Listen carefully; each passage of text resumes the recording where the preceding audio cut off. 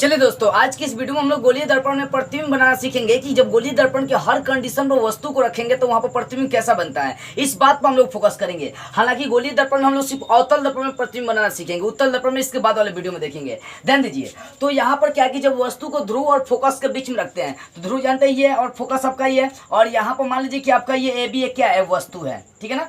तो अवतल दर्पण में हम लोग क्या कर रहे हैं कि ध्रुव और फोकस के बीच वस्तु रख रहे हैं। तो ये आपका AB जो है एक वस्तु है, देखिए ध्रुव और फोकस के बीच में। जब वो ध्रुव और फोकस के बीच में वस्तु रखेंगे तो उसका प्रतिबिंब कहाँ बनेगा, इसी बात पर हम लोग जोर डालेंगे। अब कई तरह के एग्जामों में पूछता भी है कि जब वस्तु ध्रुव और फोकस के बीच रखते हैं तो प्रतिबिंब उसका कहाँ बनता है। ध्यान दीजिए, आपका AB एक वस्तु है, यहाँ से देखिए समानांतर किरणें निकल रही है, बात समझने वाली। यहाँ से एक समानांतर किरण निकल रही है, ये टकरा कर कहाँ से गुजर रही है, मुख्य फोकस से होकर गुजर रही है। और यहीं से जब हम लोग वक्रता केंद्र की दिशा में किरण डालते हैं तो ये फिर टकरा कर फिर क्या होती है, वापस लौट जाती है, ठीक है ना। यहाँ से जब आगे किरण डालेंगे तो टकराएगी सतह से, दर्पण से टकरा कर फिर कहाँ, वक्रता केंद्र से होकर गुजर जाती है। तो यही आगे जब किरण आगे बढ़ती है तो आपका इस वस्तु का प्रतिबिंब पीछे बनता है। कहने का मतलब जब वस्तु को ध्रुव और फोकस के बीच में रखते हैं तो इसका जो वस्तु है उसका प्रतिबिंब दर्पण के पीछे बनता है। और कैसा बनता है, तो वस्तु के एकदम सीधा बनता है, वस्तु सीधा है, ये भी सीधा, और ये दर्पण के पीछे बनता है और वस्तु से बड़ा प्रतिबिंब बनता है। ये आपको कैसा बनेगा, तो वस्तु से बड़ा प्रतिबिंब बनता है। ध्यान देने वाली बात है, कब, जब वस्तु को P और F मतलब ध्रुव और फोकस के बीच में रखेंगे। कब, जब वस्तु को ध्रुव और फोकस के बीच में रखेंगे, ध्रुव और फोकस के बीच में वस्तु को रखेंगे तो इसका प्रतिबिंब दर्पण के पीछे बन रहा है। और कैसा बन रहा है, देख सकते हैं, वस्तु से बड़ा बन रहा है और वस्तु की अपेक्षा सीधा बन रहा है। ध्यान दीजिए, तो प्रतिबिंब कहाँ बन रहा है, तो दर्पण के पीछे बन रहा है। कैसा बन रहा है, तो आभासी और सीधा, मतलब ये आभासी भी है और सीधा भी है। आभासी का मतलब ये होता है सीधा, आभासी और सीधा बन रही है और साथ में आभास हो रही है, इसी कारण से आभासी बोलेंगे, ठीक है ना। और साथ में इसका आकार क्या है, तो वस्तु से बड़ा है, तो यहाँ पर लिख देगा वस्तु से बड़ा है। तो जब वस्तु को ध्रुव और फोकस के बीच में रखेंगे तो उसका प्रतिबिंब कहाँ बनेगा, दर्पण के पीछे बनेगा। उसकी प्रकृति कैसी होगी, तो आभासी और सीधा होगा, और उसका आकार कैसा होगा, तो वस्तु की अपेक्षा बड़ा आकार मिलेगा। कब, जब ध्रुव और फोकस के बीच में रखेंगे। तो आपका क्वेश्चन कर सकता है कि जब वस्तु को ध्रुव और फोकस के बीच में रखते हैं तो उसका प्रतिबिंब कहाँ बनता है, कैसा बनता है, उसकी प्रकृति बताए। तो लिखिएगा, जब वस्तु ध्रुव और फोकस के बीच में रखी जाएंगी तो उस समय प्रतिबिंब जो होगा वो कहाँ बनेगा, दर्पण के पीछे बनेगा। कैसा, वस्तु से बड़ा बनेगा और आभासी और सीधा बनेगा, ठीक है ना। दूसरा कंडीशन देखते हैं, जब वस्तु को अवतल दर्पण के फोकस पर रखी जाए। देखो वस्तु को फोकस पर F पर ही रखी गई है, AB एक वस्तु है जिसको फोकस पर रख दिया गया है। अब यहाँ से देखो किरणें निकल रही है तो मुख्य अक्ष से समानांतर निकल रही है, तो मुख्य फोकस से ही होकर गुजरेंगी।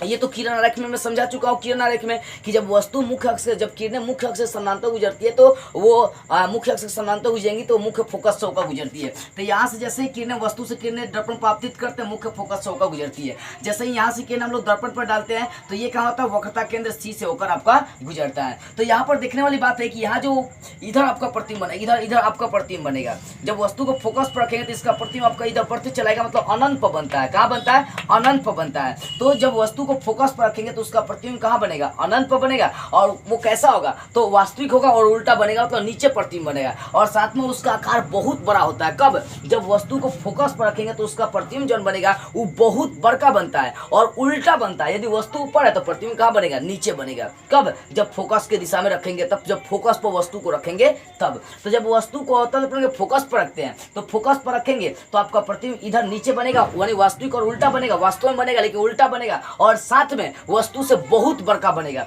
तो वही है कि जब वस्तु को फोकस पर रखेंगे तो उसका प्रतिबिंब अनंत पर बनेगा, वास्तविक उल्टा बनेगा। और कैसा बनेगा, तो वस्तु से बहुत ज्यादा बड़का बनेगा। ये दूसरी कंडीशन है। तीसरी कंडीशन देखते हैं, जब वस्तु फोकस और वक्रता केंद्र के बीच में रखी जाती है। देखो यहाँ पर जब वस्तु जो है ना, ये फोकस हो गया और ये वक्रता केंद्र होगा, इन दोनों के बीच में आपको रखना है। तो जब वस्तु को फोकस और वक्रता केंद्र के बीच में रखेंगे तो ये भी एक वस्तु, यहाँ से किरणें निकली, दर्पण से टकरा कर मुख्य फोकस से होकर गुजर गई। यहीं से किरणें जब निकली, दर्पण से टकरा कर वक्रता केंद्र से होकर गुजर रही है। तो ये जब दोनों किरणें यहाँ पर मिल रही है तो यह प्रतिबिंब आपका यहीं पर बन रहा है। तो वस्तु से बड़का प्रतिबिंब बनता है। और साथ में ये बातें देखने वाली है कि जो प्रतिबिंब बनेगा वो वास्तविक बनेगा, उल्टा बनेगा, और वस्तु से क्या बनेगा, बड़ा बनेगा। कब, जब फोकस और वक्रता केंद्र के बीच में वस्तु रखेंगे तो उसका प्रतिबिंब वास्तविक उल्टा बनेगा, वस्तु से बड़ा बनेगा। तो यहाँ पर लिखा गया स्थिति, उसकी स्थिति क्या, तो वक्रता केंद्र पर और अनंत के बीच प्रतिबिंब बनेगा। देखो कहने का मतलब जब वस्तु को फोकस और वक्रता केंद्र के बीच में रखेंगे तो इसका प्रतिबिंब वक्रता केंद्र और इधर वाला भाग अनंत होगा। वक्रता केंद्र और अनंत के बीच में बनता है। तो वही स्थिति क्या होगी, तो इसका प्रतिबिंब जो होगा वक्रता केंद्र और अनंत के बीच में बनता है। प्रकृति क्या होगा, तो वास्तविक और उल्टा बनेगा। आकार क्या होगा, तो वस्तु से क्या होगा, बड़ा होगा। क्या होगा,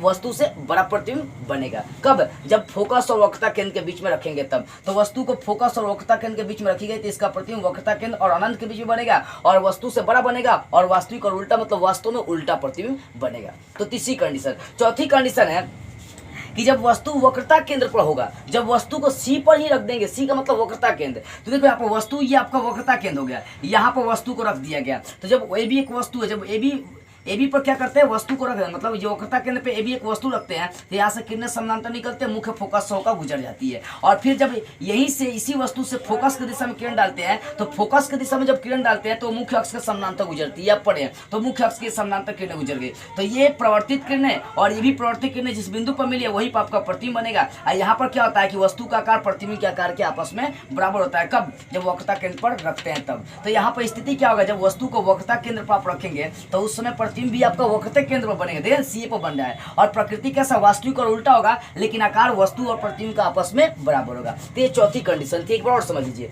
जब वस्तु को ध्रुव और फोकस के बीच में रखेंगे तो प्रतिबिंब दर्पण के पीछे बनेगा, आभासी और सीधा बनेगा और वस्तु से बड़ा बनेगा। और उसके बाद जब वस्तु को हम लोग कहा फोकस पर रखेंगे तो उसका प्रतिबिंब अनंत पर आपका इधर बनेगा और साथ में वास्तविक उल्टा बनेगा और वस्तु से बहुत बड़का बनता है। जब वस्तु को फोकस और वक्रता केंद्र के बीच में रखते हैं, फोकस और वक्रता केंद्र के बीच में रखेंगे तो उसका प्रतिबिंब वक्रता केंद्र और अनंत के बीच में बनता है और कैसा, वास्तविक उल्टा बनता है और वस्तु से काफी बड़ा बनता है। आगे देखते हैं 4 नंबर। जब वस्तु को वक्रता केंद्र पर ही रखते हैं, जब वस्तु को कहाँ रखेंगे, वक्रता केंद्र पर ही रख देते हैं, तब उसमें प्रतिबिंब भी वक्रता केंद्र बनता है और वास्तविक उल्टा बनता है और उसका आकार आपस में बराबर होता है, मतलब प्रतिबिंब का आकार वस्तु के आकार के बराबर होता है। तो आपका यही सब क्वेश्चन करेगा कि जब वस्तु को फोकस पर रखते हैं तब क्या होता है, जब वस्तु को ध्रुव और फोकस के बीच में रखते हैं तब क्या होता है, जब वस्तु को वक्रता केंद्र पर रखते हैं तब क्या होता है। ये सारी क्वेश्चन करता है, ठीक है। ये 4 कंडीशन है। अभी 1 2 इसका कंडीशन चलिए देख लेते हैं। अब देखिए पांचवी कंडीशन क्या है कि जब वस्तु को वक्रता केंद्र और अनंत के बीच रखेंगे। अभी हम लोग क्या किए थे, वस्तु को वक्रता केंद्र पर रखे थे तो प्रतिबिंब भी वक्रता केंद्र पर बन रही थी। अब वस्तु को वक्रता केंद्र और अनंत के बीच रखना है। कहाँ? वक्रता केंद्र और अनंत के बीच रखना है। देखो वस्तु ये वक्रता केंद्र और इधर अनंत पड़ेगा आपका, तो वस्तु को कहाँ रखा गया, वक्रता केंद्र और अनंत के बीच में रखा गया। वक्रता केंद्र और अनंत के बीच में वस्तु को रखे हैं तो इसका प्रतिबिंब कहाँ बनेगा। देखिए ये आपका वस्तु वक्रता केंद्र जो और अनंत के बीच रखते हैं तो यहाँ से किरणें समानांतर निकलती है और फोकस से होकर गुजरती है। जब वक्रता केंद्र की दिशा में डालते हैं तो फिर उसी माध्यम से वो वापस लौट जाती है। तो यहाँ जो प्रतिबिंब होता है वो वक्रता केंद्र और फोकस के बीच में बनता है। क्या बनता है, जब वस्तु को वक्रता केंद्र और अनंत के बीच में रखेंगे तो उसका प्रतिबिंब वक्रता केंद्र और फोकस के बीच में बनता है। कैसा बनता है, तो वास्तविक और उल्टा, वास्तव में बनता है लेकिन उल्टा बनता है और वस्तु की अपेक्षा क्या होता है, बहुत छोटा होता है। तो वही है, इसकी स्थिति क्या हो जाएगी, जब वस्तु को वक्रता केंद्र और अनंत के बीच में रखेंगे तो वहां पर वो प्रतिबिंब वक्रता केंद्र और फोकस के बीच में बनेगा, वास्तविक उल्टा बनेगा और उसका आकार कैसा होगा, छोटा होगा। किससे, वस्तु से छोटा होगा, ठीक है ना। तो छठा कंडीशन देखिए, पांचवा कंडीशन था जब वस्तु को वक्रता केंद्र और अनंत के बीच में रखेंगे। अब लेकर चलिए, मान लीजिए वस्तु आपका अनंत पर रखा गया, तब क्या होगा। तो जब वस्तु को अनंत पर रखेंगे, देखिए यहाँ पर जो है ना वस्तु अनंत पर रखा हुआ है तो अनंत से किरणें आ रही है और टकराकर आपका क्या हो रही है, तो आपका यहाँ पर मतलब आपस में मिल रही है। तो यहाँ जो प्रतिबिंब बनेगा, जब वस्तु को अनंत पर रखेंगे तो प्रतिबिंब आपका फोकस पर बनता है। ये ए डैश बी डैश क्या है, तो प्रतिबिंब है, कहाँ बन रहा है, तो फोकस पर। तो यहाँ पर कंडीशन ये होगा कि जब वस्तु को अनंत पर रखेंगे तो प्रतिबिंब फोकस पर बनेगा, कैसा, वास्तविक और उल्टा बनेगा और काफी छोटा। वस्तु यहाँ पर बहुत बड़का होता है तो प्रतिबिंब क्या बनता है, काफी छोटा बनता है। तो ये छठा कंडीशन था। अब आपके एग्जाम में क्वेश्चन कैसे करेगा, तो क्वेश्चन ऐसे करेगा कि जब वस्तु को अनंत पर रखेंगे तो प्रतिबिंब कैसा बनेगा, तो प्रतिबिंब कैसा, मतलब प्रतिबिंब वास्तविक उल्टा बनेगा और साथ में फोकस पर बनेगा और बहुत छोटा बनेगा। ऐसे क्वेश्चन करता है, कई तरह के एग्जाम में ये सब क्वेश्चन करता भी है। तो किरण आरेख और गोलीय दर्पण में प्रतिबिंब बनाना आपको कम से कम आनी चाहिए। तो 6 कंडीशन मैंने आपको बता दिया। पहला कंडीशन था जब वस्तु को फोकस और ध्रुव के बीच में रखते हैं तब क्या होती है। दूसरा कंडीशन था जब वस्तु को फोकस पर रखते हैं तब क्या होती है। तीसरा कंडीशन था फोकस और वक्रता केंद्र के बीच जब वस्तु को रखेंगे तो क्या होगा। चौथा कंडीशन था जब वस्तु को वक्रता केंद्र पर रखेंगे तो क्या होगा। पांचवा कंडीशन यहाँ पर कि वक्रता केंद्र और अनंत के बीच जब वस्तु को रखेंगे तो क्या होगा। और छठा कंडीशन जब वस्तु को अनंत पर रखेंगे तो क्या होगा। तो इन सारी कंडीशन में मैंने बता दिया कि जब वस्तु को आप फोकस और ध्रुव के बीच में रखेंगे तो प्रतिबिंब कहाँ बनेगा, कैसा बनेगा। जब वस्तु को अनंत पर रखेंगे तो प्रतिबिंब कैसा और कहाँ बनेगा। ये सारी बातें आपको बेटर से समझ में आ गई होगी। तो बस आज के इस वीडियो में इतना ही। अगले वीडियो में हम लोग आवर्धन स्टार्ट करते हुए फिर से एक बार मतलब ये कि आवर्धन को हम लोग स्टार्ट करेंगे, आवर्धन के बारे में जानेंगे कि आवर्धन क्या है, ठीक है ना। तो बस आज की इस वीडियो में इतना ही रहेगी। अगले वीडियो में हम लोग आवर्धन को स्टार्ट करते हुए फिर मिलेंगे।